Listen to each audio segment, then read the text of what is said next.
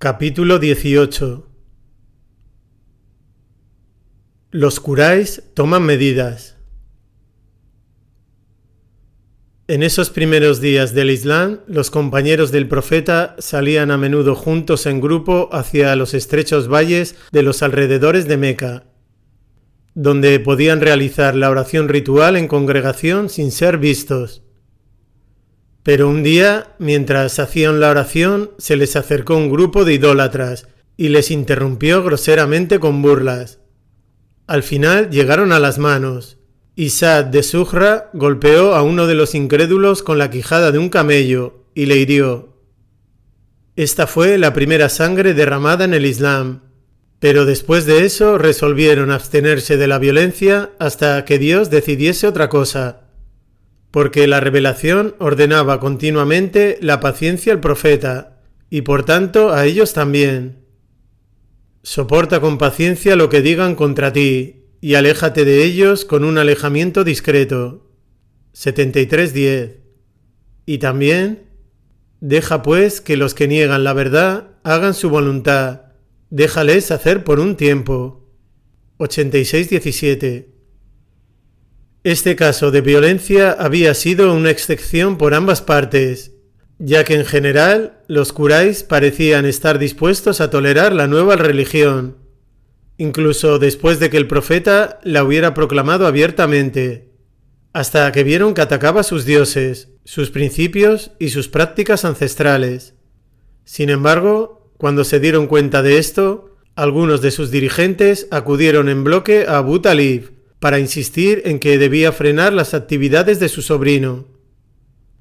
Abu Talib los despachó con una respuesta conciliadora, pero cuando vieron que no hacía nada, volvieron de nuevo a verle y le dijeron: «Oh Abu Talib, posees un rango elevado y honorable entre nosotros, y te hemos pedido que moderes al hijo de tu hermano, pero no lo has hecho.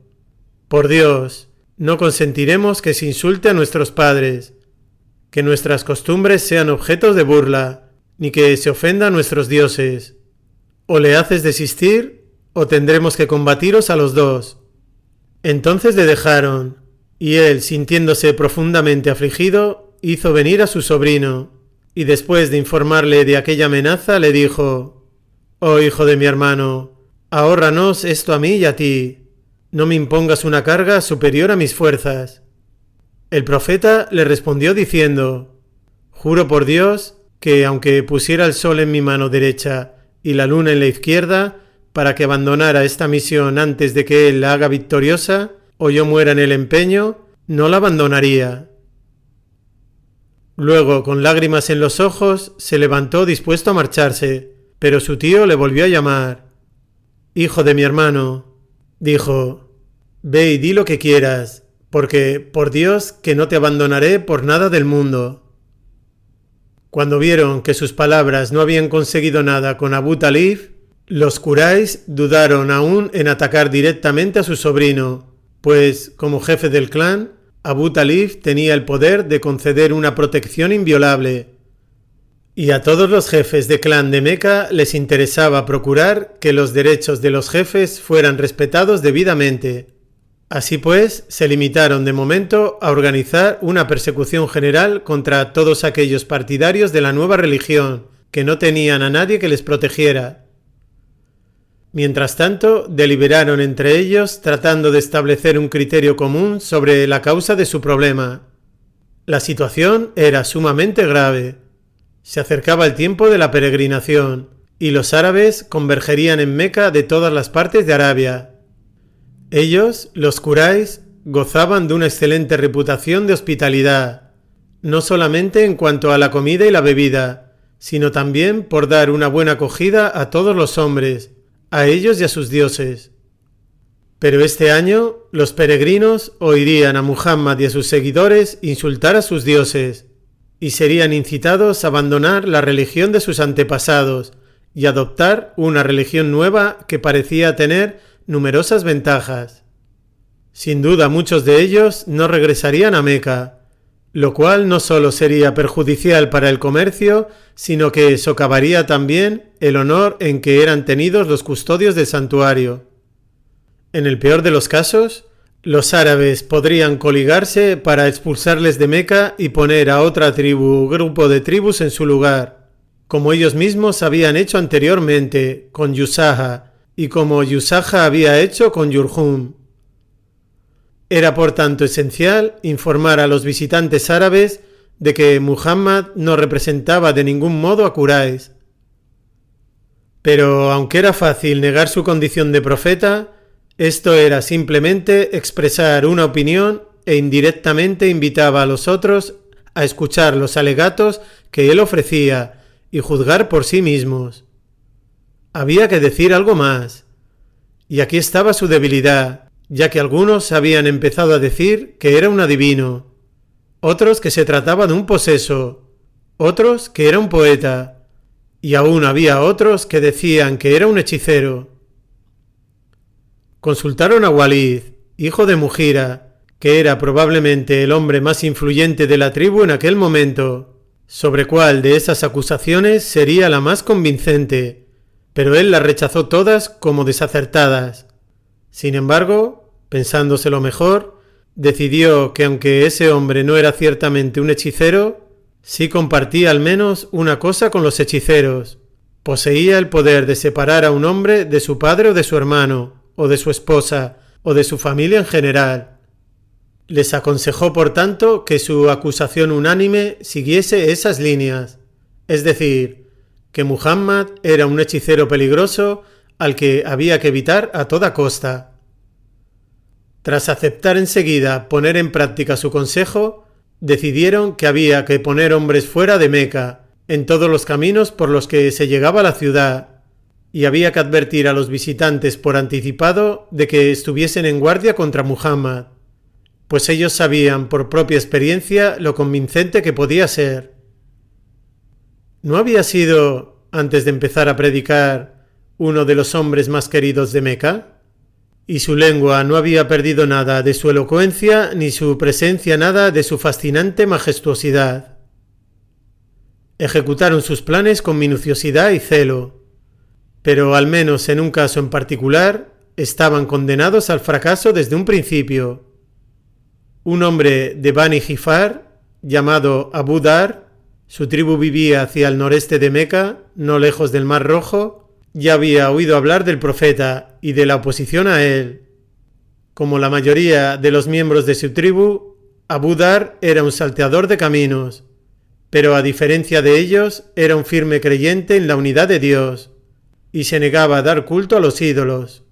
Su hermano Unais había ido a Meca por alguna razón y al regresar le contó a Abu Dar que había allí un hombre de Quraysh que afirmaba ser un profeta y que decía que no hay más deidad que Dios, y su pueblo le había rechazado por ello.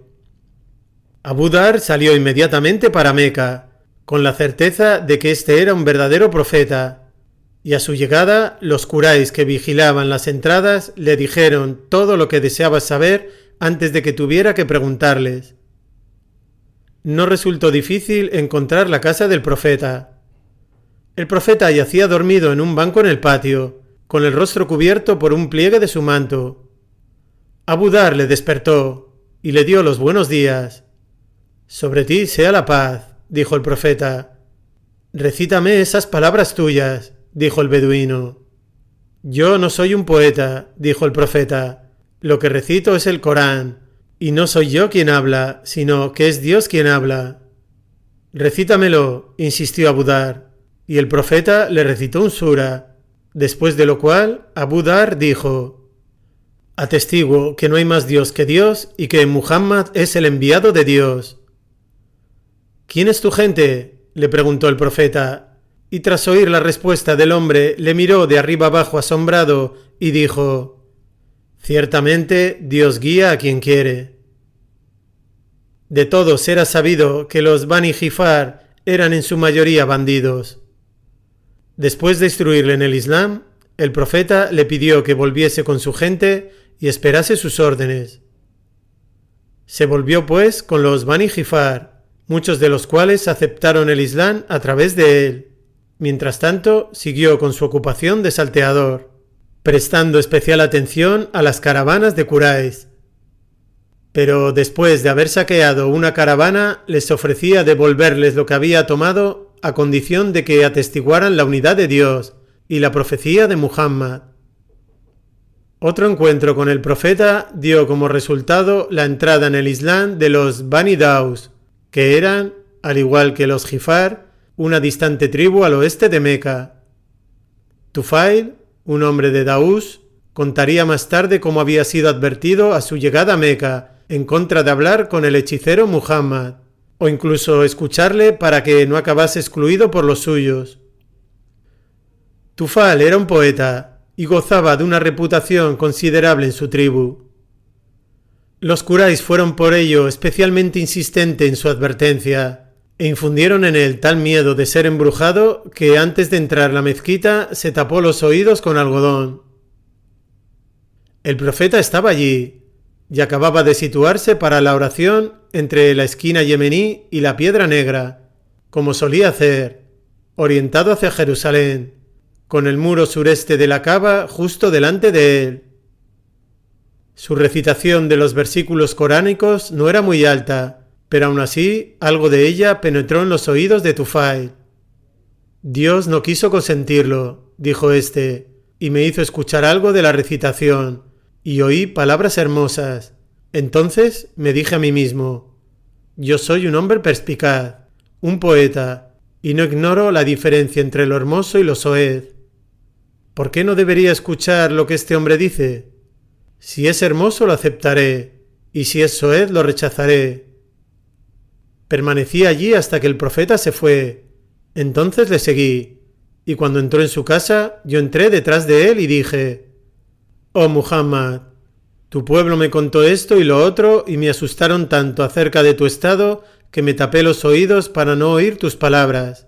Pero Dios no quiso permitirlo y me hizo escucharte, así que dime en verdad quién eres». El profeta les puso el Islam y recitó el Corán, y Tufail hizo su profesión de fe. Luego se volvió con su gente, dispuesto a convertirles. Su padre y su mujer le siguieron en el Islam, pero el resto de los Daús se mostraron reticentes, y él regresó a Meca profundamente decepcionado y airado, exigiendo al profeta que pronunciase una maldición contra ellos. En su lugar, sin embargo, el profeta rezó para que fueran guiados y le dijo a Tufail, «Vuelve con tu gente, llámales al Islam y trátales con suavidad». Él siguió fielmente estas instrucciones y con el paso de los años, más y más familias de los Daus fueron entrando en el Islam. Antes de conocer al profeta, Tufail solamente había conocido a sus enemigos, pero otros peregrinos conocieron también a sus seguidores, que les contaron una historia muy distinta de la que los enemigos relataban, y cada cual creyó lo que su naturaleza le impulsaba a creer. Como consecuencia, en toda Arabia se hablaba, mejor o peor, de la nueva religión, pero en ningún lugar se hablaba tanto de ella como en el oasis de Yathrib.